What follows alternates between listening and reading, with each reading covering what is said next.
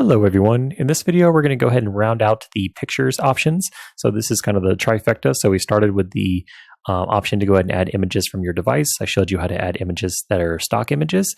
Now there's another one called online pictures. Let's go ahead and select it. So if you come over here under insert and click on pictures, you can go ahead and click on the online pictures option. And then what it's going to do, it's going to give us this Bing search engine thing here where we can go ahead and search for different categories. So let's go ahead and search. Same thing we did as before. We typed in technology into the stock images. Well, let's see what happens when we search it on here.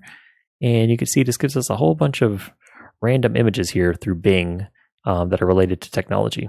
So right here, though, you see that it does have the Creative Commons enabled. If I unselect this, it'll give me more options. But that's where you may potentially run into licensing issues. If you don't care about that, then you feel like your picture falls under fair use, then maybe you don't need to worry about it. But let's go ahead and select an image. And let's just type in or select, let's do this one.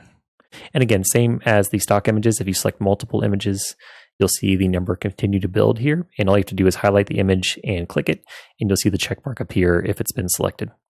So let's just do this one image. Okay, and now we have this image on here on our document. And in the videos following this one, I'll go ahead and show you guys how we can add borders to pictures, effects, change the layout of pictures, all sorts of stuff. So check for those videos very soon.